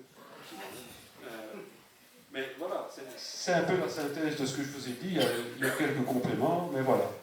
L'abeille noire, elle est rustique. C'est toutes ces caractéristiques zootechniques de prudence, de performance, de résistance aux parasites, d'avoir besoin de peu de nourrissement. Elle est rustique. Et ça, c'est très intéressant pour un apiculteur amateur. Elle demande peu de soins. Ça, c'est vraiment le mec plus ultra d'une apiculture de bon père de famille, comme on dit. Quand je fais de l'apiculture avec l'abeille noire, je travaille pour la biodiversité. Vous avez bien compris pourquoi. Je protège une race d'abeilles menacée. L'apiculture avec l'abeille noire, c'est une apiculture qui est rentable. Voilà, pour ceux qui cherchent la rentabilité, c'est pas une tare. On peut en vivre aussi, on peut gagner de l'argent avec les abeilles. C'est aussi une apiculture qui est juste l'apiculture avec l'abeille noire. Ça, je n'ai pas encore parlé, mais c'est vraiment très important. Récemment, la Commission européenne a fait une enquête à propos des orientations de la PAC. La PAC, c'est la politique agricole commune. Elle voulait savoir comment il fallait orienter les grandes tendances de la politique agricole européenne. Eh bien, 80% des gens qui ont répondu à cette enquête ont dit ceci. C'est que nous voulons que dans l'agriculture, on prenne la nature en compte. Ce qu'on ne fait pas aujourd'hui, sauf en agriculture bio. Et voilà. Dans l'agriculture moderne, la nature, on s'en moque. Eh bien, aujourd'hui, c'est plus ça que les consommateurs veulent. Ils veulent que les agriculteurs, l'agriculture, le système agricole, prennent la nature en compte. Et c'est ça, être juste. Être juste, pour une apiculture, pour une agriculture, c'est le fait de la pratiquer comme le consommateur le veut. Moi, ça me rend malade quand je me balade dans les champs et que je reçois un nuage de pesticides, ou que je sens que je renifle les pesticides, ou que je dois faire aller mes essuie-glaces parce qu'il y a un tracteur qui passe à côté de moi en train de pulvériser. Tout ça, je ne suis pas d'accord. Pour moi, c'est injuste de me forcer à respirer et à manger tous ces produits-là. Alors, c'est une production locale, évidemment, vraiment 100% locale. Quand je produis du miel ici, à Oufalise, avec l'abeille locale, je m'inscris vraiment dans une production locale. L'apiculture avec l'abeille noire, c'est une apiculture aussi qui est très sobre énergétiquement parlant, je vous l'ai dit. Il faut peu de sirop de sucre, il faut peu de nourrissement pour l'abeille. Alors, ça mérite de s'arrêter un peu sur la sobriété énergétique. On vit tous dans un monde où on va bientôt manquer d'énergie. En tout cas, on pense que ça va être difficile. Il faut réfléchir. Quand vous donnez du sirop de sucre à vos abeilles, ou du sucre, du candy, Avec quoi on a fait ça? On a fait ça avec du pétrole pour faire avancer le tracteur. On a fait ça avec du pétrole pour fabriquer les engrais qu'on a mis sur la culture de betterave ou de maïs ou de blé qui a servi à faire le sucre, parce qu'on fait du sucre avec du blé maintenant. Et on a aussi utilisé du pétrole pour fabriquer les pesticides qui empoisonnent la terre, l'eau, l'air, etc. Voilà. Alors vous voyez que quand je prends l'abeille noire, moi je m'inscris en faux contre ça. J'utilise une abeille qui est rustique, qui nécessite peu d'intrants, peu de traitement contre varroa, peu de nourrissement. Et si ça nécessite peu de nourrissement, je fais appel de manière très très réduite au sucre du commerce qui utilise des pesticides, du pétrole, des engrais, etc. Vous voyez, il faut réfléchir jusque-là. Si on veut faire quelque chose pour la nature, si on en a marre d'une agriculture qui est un peu polluante, hein, voilà, il faut dire comme ça. Si on en a un peu marre de tout ça, il faut joindre la parole aux actes. Dans nos actes à nous, dans notre apiculture, il faut aussi faire en sorte d'avoir un impact environnemental, un impact CO2, etc., qui soit le plus réduit possible. Et la seule manière de le faire en Wallonie, c'est avec l'abeille locale. Il n'y a pas 50 façons de faire de l'apiculture qui respecte l'environnement. Hein, il n'y en a qu'une, c'est avec l'abeille locale. Et j'arrive ici au respect des écosystèmes. Donc cette abeille noire, c'est une abeille qui est, je vous l'ai dit, hein, qui a vécu en équilibre avec toutes les autres abeilles. C'est une abeille qui sait comment polliniser, qui sait le faire même quand le climat est mauvais, et qui donc, c'est une abeille qui fait fonctionner les écosystèmes de manière optimale. Il n'y a aucune autre abeille qui sait le faire. Et tout ça, ça peut se résumer en un mot, hein, l'apiculture durable. C'est ça que Mellifica, l'association que je préside, donc, défend aujourd'hui. Nous voulons faire la promotion d'une apiculture durable. Une apiculture qui respecte l'abeille, qui respecte la nature et par conséquent qui respecte l'homme. Alors tout cela, et ce sera le mot de la fin, hein, tout cela, bien sûr, c'est une affaire d'apiculture. Vous allez dire, oui, bon, l'abeille noire, tout ça, c'est les apiculteurs, mais non. Hein. Il y avait tellement d'intérêt aussi de la part du consommateur que nous avons créé la marque Miel de Noir, une sentinelle Slow Food. Hein, donc on est aidé par une association Slow Food, c'est une association d'éco-gastronomie dont le dicton c'est « Nous voulons une agriculture qui produit des aliments bons, propres et justes ». Et elle soutient des races en voie de perdition, des aliments en voie de perdition, etc. Et donc Slow Food a reconnu la baignoire wallonne comme sentinelle. Et nous avons associé à cela la marque Miel de Noir pour valoriser notre travail auprès des consommateurs. Et chose assez extraordinaire, il y a une réponse de la part du consommateur qui est incroyable. Hein, ça veut dire qu'on répond aussi là à des attentes de nos clients, de nos acheteurs de miel, hein, qui veulent aussi faire quelque chose de bien, qui veulent du miel d'abeille noire, hein, qui veulent vraiment du miel d'abeille noire, et maintenant ils sont prêts à se déplacer et à faire des kilomètres pour trouver ce fameux miel d'abeille noire. Voilà, je pense que j'ai fait un beau petit tour de la problématique. Voilà, je suis à votre disposition pour apporter éventuellement des questions que j'aurais omises. Bravo.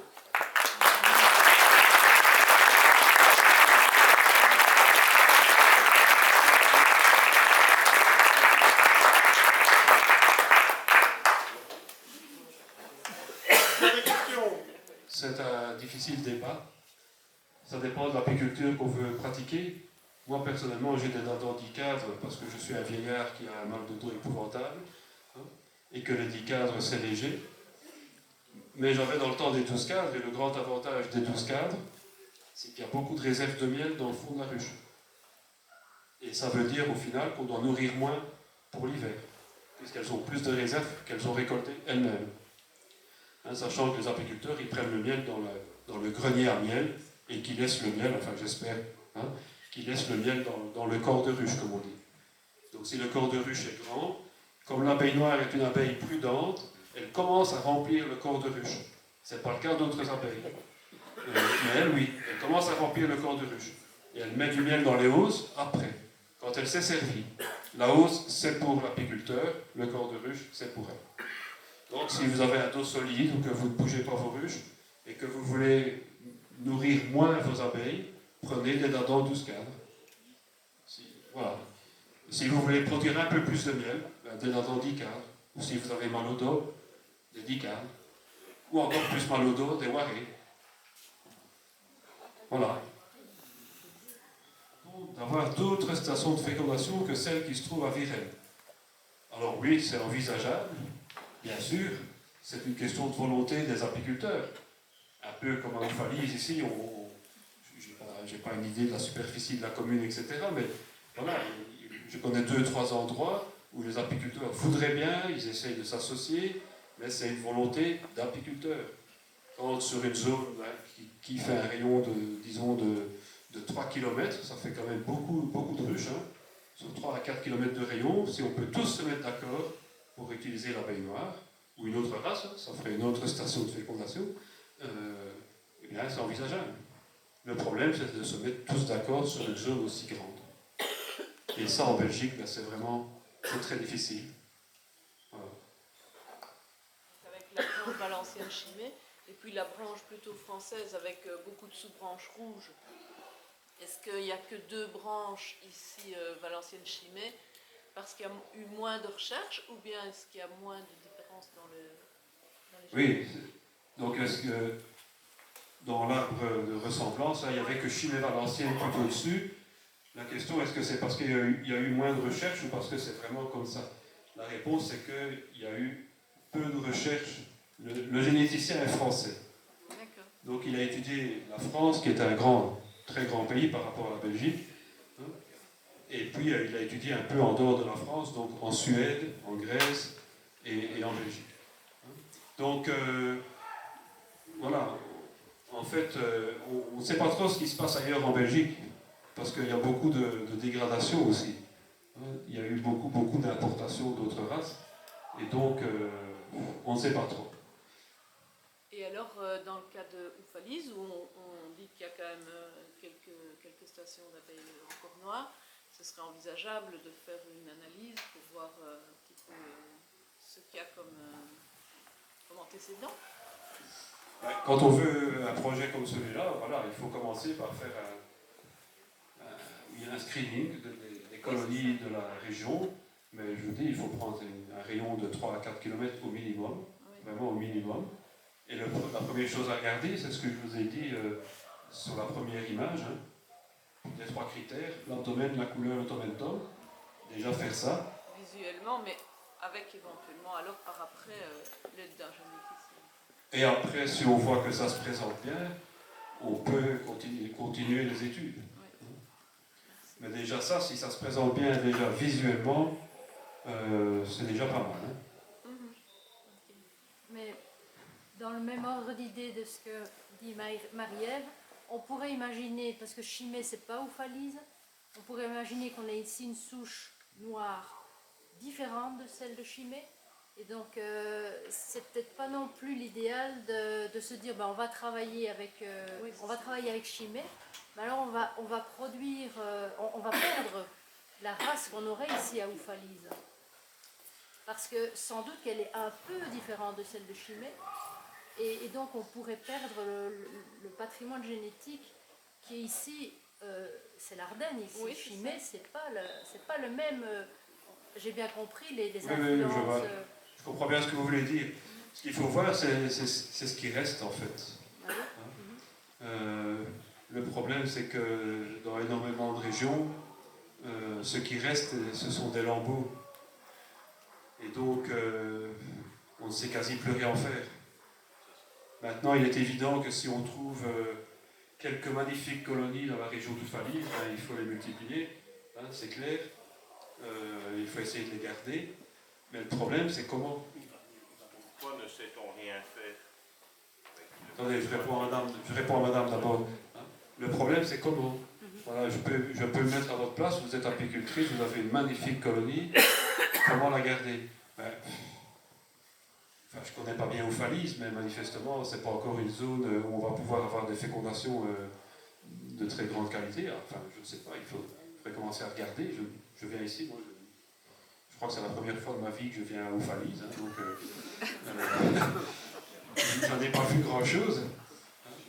Mais je reviendrai, hein, monsieur Capras. Je ferai votre promotion maintenant. Hein. Donc je ne sais pas. Je ne sais pas. Mais ce qui est fort possible. Je peux peut-être faire d'autres pour la commune de Fallis, on avait recensé donc, une vingtaine d'apiculteurs, on avait recensé une centaine de ruches, de colonies. Sur les 100 ruches, sur les 100 colonies, on avait approximativement 30 colonies de buckfast, et le reste c'était des abeilles indigènes. Et dans le reste, il y avait aussi une dizaine de ruches pucres noires qui viennent d'éleveurs de Mellifica. Donc, il y a Chimay, naturellement, les éleveurs Mellifica habitent. Il y en a qui habitent à Tilf, il y en a qui habitent ici dans la région aussi, pas très loin d'ici, en province de Luxembourg. Donc il y a des apiculteurs qui font de la noix, qui sont affiliés chez Mellifica et qui ne sont pas tous de Chimay. Naturellement, ils vont à la station de fécondation à Chimay, mais ils viennent aussi avec des souches qui sont, je vais dire, ardennaises. Oui, mais hybridés sans doute déjà, en partie. Si vous me dites qu'il y a 20 colonies Oui, c'est ça. de buckfast. Oui, voilà, c'est un peu ça. Quand dans une commune sur 150 17 000 hectares. 17 000 hectares, ça fait 170 km², c'est déjà pas mal. Hein. Chimay, c'est 200 km², et là, il y a moyen de faire. Donc Oufalise pourrait envisager de faire quelque chose genre avec une station de fécondation, hein, si tous les apiculteurs se disent il faut. Je parle ici aux éleveurs, à ceux qui n'élèvent pas la loi, mais imaginez-vous quand même quel fameux défi ça représente, hein, d'installer une deuxième commune qui soit une commune à baignoire où on puisse faire des fécondations et conserver une souche ardennaise. Ça vaut tout l'or du monde. Hein. Ça vaut les tonnes de miel Buckfast ou Carnica ou Ligustica que vous pourriez produire. Hein. À côté de ça, qu'est-ce que c'est à 100 kg de miel, une tonne de miel? J'en ai rien à faire, moi, du miel. Hein. La souche ardennaise, c'est quand même beaucoup mieux. Donc, à Oufalise, mettez-vous tous avec de la baignoire et construisez un projet exemplaire. Hein. Ce sera la première commune où il y aura eu un revirement tout à fait collaboratif, sans aucune contrainte, et on aura réinstallé la baignoire et on pourra développer une deuxième lignée belge de la baignoire. C'est exemplaire. Chimay, on en parle partout dans le monde. Hein. Nous, des abeilles de Chimay, des abeilles noires de Chimay, j'ai des Chiliens qui veulent m'en acheter, des Québécois qui veulent m'en acheter. Si Oufalise veut arriver à ça, ce qu'après, c'est encore un petit effort financier peut-être. On s'arrangera, oui. Voilà.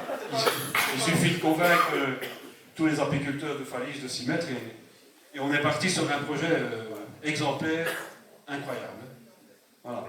Ceci dit, en vendre à des Chiliens, ça n'a pas beaucoup de sens. Je n'en vends pas aux Chiliens, monsieur. Ils m'en demandent. Mais si vous saviez comme c'est difficile d'avoir des rennes chez moi. Il faut montrer patte blanche, il faut justifier plein de choses, parce qu'on ne peut pas les gaspiller. Il y avait une question... Pourquoi ne peut-on rien faire du restant patrimoine qui est local? Le problème, c'est qu'une race d'abeilles, c'est un peu comme un puzzle. Chaque pièce du puzzle étant un ensemble de gènes, si vous voulez. Et que vous savez tous comment c'est un puzzle. C'est qu'il y a une seule façon de mettre les pièces. Si. Bon, c'est un mauvais puzzle. Il est figé, il ne bouge jamais. Oui, mais bon, c'est une image. Hein. On peut imaginer un puzzle qui évolue. Vous savez, aujourd'hui, on peut plutôt imaginer. Mais voilà, à un moment donné, le puzzle, il est comme il est. Et la race d'abeille, elle est comme elle est. À partir du moment où dans un puzzle qui représente une belle église flamande, vous essayez de mettre une pièce qui représente une coccinelle, il n'y a pas moyen. Ça ne marche plus, l'image est cassée. Et bien avec les races, c'est pareil. Quand vous essayez de mettre une mauvaise pièce dans une race, la race est cassée. Je sais que il y en a qui ne le croient pas, qui sont sceptiques. C'est très difficile à expliquer comme ça, à brûle pour point, sans document. Mais c'est comme ça. Ce sont des complexes de gènes sur des chromosomes différents qui ont été rassemblés par la sélection naturelle. Et ça n'a pas de sens de les séparer. Et ça n'a pas de sens la plupart du temps plupart du temps, de les mettre avec d'autres gènes. À quoi ça ressemblerait de mettre un gène de résistance à la sécheresse dans une abeille chimacienne? C'est ça qu'on fait. Quand on importe des abeilles d'Italie et qu'il y a des croisements, c'est ça qu'on fait. Maintenant, si par hasard, dans une race, il y a un gène intéressant, eh bien, probablement qu'il passe dans la population locale. Hein. Mais la plupart du temps, c'est pas ça. Et les apiculteurs le savent très bien. Une abeille croisée, c'est une abeille qui hiverne mal. Une abeille noire croisée, c'est une abeille qui hiverne mal, qui est sensible à la nosémose, qui sort en hiver alors qu'elle ne doit pas sortir. En plus, elle est agressive. Bon, ça, c'est juste pour nous, ça. Et alors, comment est-ce qu'on explique qu'un chimée, ça se soit si bien conservé? Alors ça, c'est une grande énigme. Hein. Déjà, il y a le caractère chimacien. Ce sont des gens assez... Je crois que vous l'avez compris. Mais les Oufalois, c'est pas mal. Regardez, il y a quand même encore énormément de noirs à Oufal. Il y a ça. Et alors, l'avènement vraiment le grand engouement sur les importations de races, il est apparu il n'y a pas si longtemps que ça finalement. Hein, bien sûr, il y a eu l'italienne dans les années 60, hein, mais la race prédominante aujourd'hui, c'est l'abeille Buckfast. Et elle est apparue à un moment où il y avait déjà une école d'apiculture à Chimay. Et l'école d'apiculture en question, elle élevait l'abeille noire. Et donc, actuellement, la plupart des apiculteurs chimaciens, ils ont suivi les cours dans cette école, et 99,99% de ces apiculteurs ont été convaincus que c'était un bon plan de garder l'abeille noire. Et ça joue. Si vous regardez dans le pays de Liège, il y avait un apiculteur qui ne jurait que par la carnica, et tout le pays de Liège est en carnica. Les responsables apicoles, dans ces 30 dernières années, ils ont joué un rôle qui est vraiment très, très important, voire des fois grave. Il y a encore une école d'abeilles noires à Chimay. Oui. Il n'y a que là. Tenville aussi. Oui, à Tenville. Dans la province de Hainaut, c'est une province qui est très très noire, mais c'est très loin d'ici. La plupart des ruchers écoles, la plupart travaillent avec l'abeille noire. Ailleurs, on travaille avec autre chose, hein, sauf à Tenville. Tenville, c'est noir. Pardon? Oui. À Tenville, c'est noir. À Tenville, c'est noir. Le responsable est juste derrière vous, debout contre le mur.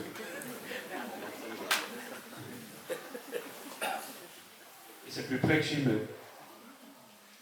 Pour donner une petite idée à madame, là, quand elle parlait donc de l'abeille noire d'Oufalise. Personnellement, moi, j'ai des abeilles noires qui viennent de Chimay. Actuellement, j'ai une de mes colonies, il y a une reine dedans qui a 3 ans, et tout va très bien, madame la marquise. Hein. Donc, elle est très bien adaptée à l'Ardenne aussi. Donc, je crois qu'il n'y a pas une grosse différence entre Chimay et l'Ardenne. Donc Chimay est vraiment très froid. Hein. C'est pas si haut que ça. Il y a la partie calestienne qui est relativement agréable, mais il y a la partie ardennaise qui est 300-340 mètres. Hein. Je ne sais pas à combien on est ici. Mais c'est très très froid. Il gèle très très tard. Au mois de mai, il gèle encore, même au lac, à l'étang de Virel, qui est pas si haut, il gèle encore. Enfin, voilà. Et alors, les abeilles ont une très très grande faculté, une très grande plasticité. Donc ça veut dire que l'exemple, c'est qu'il n'y avait pas d'abeilles sur le continent américain, et que maintenant il y en a depuis le Canada jusqu'au sud de l'Argentine, le Chili. Donc elle a une très grande plasticité, elle peut s'installer et se faire une raison. Elle est très souple. Mais ça n'empêche que l'idéal, ce serait d'avoir, même en Wallonie, je ne sais pas moi, 3 ou 4 zones noires. Oui. Quand vous comparez, encore une fois, c'est par rapport à la génétique, hein, mais quand vous compariez la filière Chimay Valenciennes, et puis vous compariez tout le groupe avec finalement des individus qui venaient de pratiquement partout en France, donc à quel pourcentage d'homogénéité a-t-on dans l'ADN de ces grands groupes? Les chiffres, c'était ça que ça représentait? Non, les chiffres, ce sont des techniques statistiques. Hein, Oui, on peut laisser tomber, c'est pas ça que ça représentait. Mais les Noirs du groupe de Valenciennes et de l'autre groupe, elles sont très différentes ou bien finalement elles sont assez proches? si je vous les mets dans une ruche, vous n'allez pas voir la différence. Mais pour les marqueurs génétiques qu'on a étudiés, elles sont terriblement différentes. Et dans le comportement et tout ce que vous avez expliqué finalement? Ça n'a pas été étudié. Enfin, si, ça a été étudié parce que nous avons fourni des colonies aux généticiens en question plusieurs fois. Il les a amenés dans son conservatoire à lui, qui est au sud de Versailles, et il a fait des tas de mesures. Il avait amené là des abeilles de Lozère, des abeilles de Bretagne, des abeilles belges, etc. Enfin, des chimassiennes, donc. Hein. Mais il n'y a pas encore eu de publication, donc je n'ai pas répondu.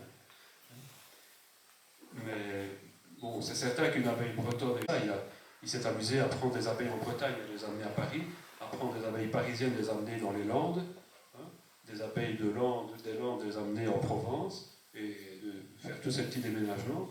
Et après, il s'est amusé à peser les ruches, à mesurer le couvain, et il a constaté que le cycle que je vous ai présenté comme étant le cycle de l'abeille noire chimassienne ici, eh bien, chaque région de France avait un cycle du couvain bien typé, et que ce cycle était permanent. Ça veut dire que quand je prends une abeille parisienne et que je l'amène dans les Landes, elle garde son cycle du couvain parisien. Oui. Alors le drame, c'est que dans les Landes, au moment où les abeilles parisiennes ont le plus de couvain pour faire une récolte, il n'y a pas de fleurs. Parce que dans les Landes, la mielée d'été, il n'y a pas de mielée de printemps ou très peu, et la mielée d'été, elle est tardive, elle est sur la bruyère. Oui, donc les abeilles landaises, elles se caractérisent par un couvain très tardif, en phase avec la floraison des bruyères. Tout ça a disparu aujourd'hui et on ne sait plus l'étudier parce qu'il y a eu un mélange infâme de toutes les races d'abeilles et toutes ces populations locales bien individualisées, la plupart ont disparu. Les recherches... Il y a des génétiques plus proches de la... Non, c'est trois variantes génétiques, mais voilà, à notre niveau, ça ne change. J'ai bien dit, oui, mais... Il y a un problème, c'est qu'on veut tous produire un peu de miel. Et on peut produire un peu de miel en nourrissant ses colonies au miel. Oui, je suis d'accord. Mais certaines années, non. Certaines années, c'est difficile. Toutes les années. Il suffit que d'avoir une réserve, elle arrive après sa réserve. D'abord penser à l'abeille avant ça. Je sais, mais on a tous envie d'avoir un peu de miel quand même. On est plus de 10 ici, et tous les 10 apiculteurs ici nourrissent au miel sur mes conseils. Ah ben, on en a assez également cherché.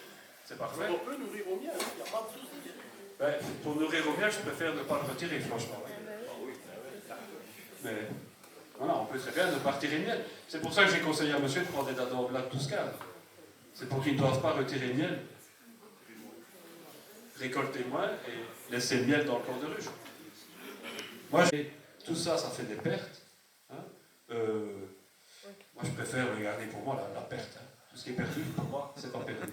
Donc, je garde un peu de miel pour moi. Voilà. Mais je vous félicite. Hein. Si on pouvait faire tout ça, ce serait parfait. Mais alors, le problème, c'est qu'on va importer du miel chinois. Alors. Supplémentaire. On connaît son élevage maintenant et son nourrissement, il est encore de la ruche point barre. Il n'y a pas besoin de désoperculer, de faire le miel et de le redistribuer. Il parle de la réserve de miel, si je ne me trompe pas. Oui, Il parle de la réserve de miel tout de colonies qui passent sans avoir de nourriture. Tout simplement. Ouais. Donc c'est ce que tu disais tout à l'heure. Hein. Les 12 cases. La noix stop pour pas, principalement, et au pension. Vous êtes tous les deux d'accord en fait. On est tous les deux d'accord, sauf que moi je fais un peu de miel quand même. Chez lui, ce sont les abeilles qui le font. Est-ce qu'il y a encore une autre question? Comment on va terminer? Moi, personnellement, je travaille avec des voineaux qu'on a retravaillés nous-mêmes avec Francine Mouron. Hein, donc, une voineau de Hucker, en fait, et j'hiverne avec une hausse et je leur laisse du miel. Hein. je ne nourris pas. Et je récolte quand même du miel. Donc Donc il y a moyen. il y a moyen. Voilà. Il y a une question là dans le fond. Est-ce que vous clippez vos rênes? Oui. Vous allez me dire que c'est cruel. Non. Oui, je clippe mes rênes parce que je fais un élevage que je ne conseille à personne de faire. Ça veut dire que tout le monde ne doit pas faire ce que je fais parce que moi je fais de la sélection. Hein, parce que je suis responsable de mélificage. Quand on vient chez moi, on fait des abeilles douces, etc. Et donc je fais de l'insémination. Ce sont toutes des techniques d'apiculture intensive. C'est tout à fait le contraire de tout ce que je vous ai dit ce soir. Hein? Donc, c'est exactement... Voilà, c'est comme ça. Mais on est dans un contexte... évidemment, vous m'avez donné aujourd'hui une soirée pour vous expliquer ça. Hein. Je ne vais pas tout vous dire comme ça. Si vous voulez une formation sur la baignoire, ça dure 6 jours chez moi, hein, 6 jours d'affilée. Je vous disais, quand je commence à parler, ça dure 6 jours. Hein. Et là, je peux vous expliquer pourquoi je suis quand même obligé de faire des choses que je ne vous conseille pas de faire. Mais voilà, c'est fait avec intelligence, enfin j'espère. Hein, et au plus grand bénéfice des 270 membres de Mellifica, etc., etc. Je ne peux pas développer ça maintenant. On a une autre question? On va prendre une dernière et puis on terminera.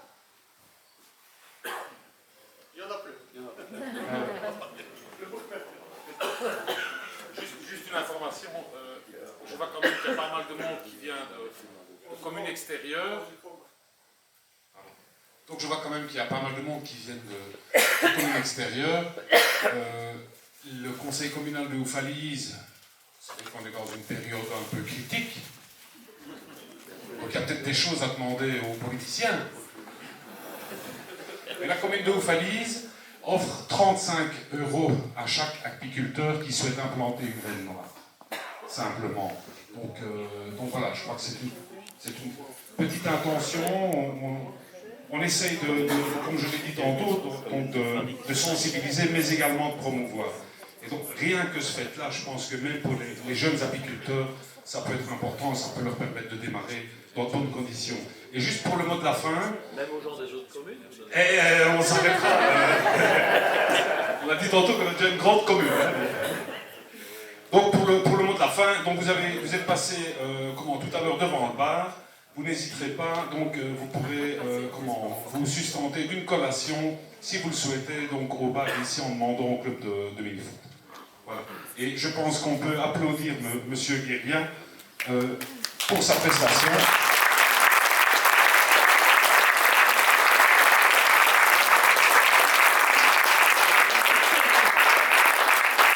Et il repartira avec du saucisson, du jambon, et je ne sais plus quoi d'autre, mais ils sont tous mellifères.